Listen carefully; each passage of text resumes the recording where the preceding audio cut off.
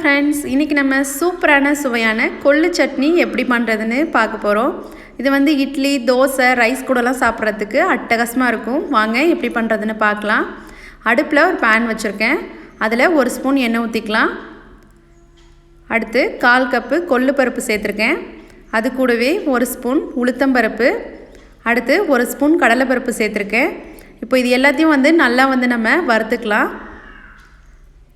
எல்லாமே நல்லா செவந்து ப்ரௌன் கலர் ஆகிற வரைக்கும் நல்லா நம்ம வறுத்துக்கலாம். கொள்ளு பருப்பு வந்து நல்லா வறுபட்டதும் நல்ல வாசனை வரும். அந்த டைமில் நம்ம மற்ற பொருட்களையும் நம்ம ஆட் பண்ணிக்கலாம். இப்போ பார்த்திங்கன்னா பருப்பு எல்லாமே நல்லா வறுபட்டுருச்சு. இந்த டைமில் நம்ம காஞ்ச மிளகாய் சேர்த்துக்கலாம். நான் இன்றைக்கி 7 போல் காஞ்ச மிளகாய் சேர்த்துருக்கேன். உங்கள் காரத்துக்கு தகுந்த மாதிரி நீங்கள் கூடவோ குறைச்சோ சேர்த்துக்கலாம். அடுத்து 5 பல் பூண்டு சேர்த்துருக்கேன். அது கூடவே சட்னிக்கு தேவையான உப்பு சேர்த்துக்கலாம். இப்போது எல்லாத்தையும் நல்லா வறுத்துக்கோங்க. அடுப்பை மீடியமில் வச்சுட்டு நல்லா நம்ம வதக்கிடலாம். அடுத்து ஒரு சின்ன துண்டு புளி சேர்த்துருக்கேன். புளி சேர்த்துட்டு அதையும் நம்ம நல்லா வதக்கிடலாம்.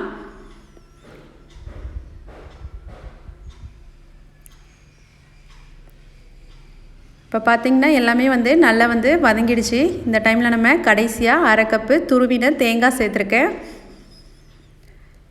தேங்காய் சேர்த்துட்டு 1 நிமிஷத்துக்கு மட்டும் நல்லா நம்ம வதக்கி விட்டுக்கலாம். நம்ம கொள்ளு பருப்பை எண்ணெய் ஊற்றி வதக்கும் போது பருப்பு எல்லாமே நல்லா வறுபட்டிருக்கும். அதனால தான் கொஞ்சமாக எண்ணெய் ஊற்றி வதக்கிக்கிறோம். இப்போ பார்த்திங்கன்னா தேங்காய் சேர்த்து நல்லா நம்ம வதக்கியாச்சு. இப்போ நம்ம அடுப்பை ஆஃப் பண்ணிடலாம். இப்போது ஒரு மிக்ஸி ஜாரில் நம்ம ரெடி பண்ண சட்னியை நம்ம இதில் சேர்த்துக்கலாம். நம்ம வதக்கி வச்சுருக்க கொள்ளு சட்னியை இந்த மாதிரி மிக்ஸி ஜாரில் சேர்த்துக்கோங்க. அதில் கொஞ்சமாக தண்ணி ஊற்றிட்டு நல்லா நைஸாக அரைச்சி எடுத்துக்கலாம். பாருங்க, நல்லா அரைச்சி எடுத்தாச்சு. இப்போ நான் இதில் 1 ஸ்பூன் எண்ணெய் ஊற்றி அதில் கடுகு, கொஞ்சமாக மல்லித்தழை சேர்த்துட்டு தாளித்து அதில் சேர்த்துருக்கேன். நீங்கள் ரைஸ் கூட சாப்பிட்டிங்கன்னா தாளிக்காமல் துவையலை அப்படியே எடுத்து போட்டு நம்ம சாப்பிட்டுக்கலாம். இட்லி, தோசை கூட சாப்பிடும்போது இந்த மாதிரி தாளிச்சிட்டு சாப்பிட்டுக்கோங்க. அவ்வளோதான், நம்மளோட சூப்பரான கொள்ளு சட்னி ரொம்ப ஈஸியாக ரெடி ஆகிடுச்சு. இந்த ரெசிபி உங்களுக்கு பிடிச்சிச்சின்னா லைக் பண்ணுங்கள், ஷேர் பண்ணுங்கள், மறக்காமல் நம்ம சேனலை சப்ஸ்கிரைப் பண்ணுங்கள். தேங்க்யூ.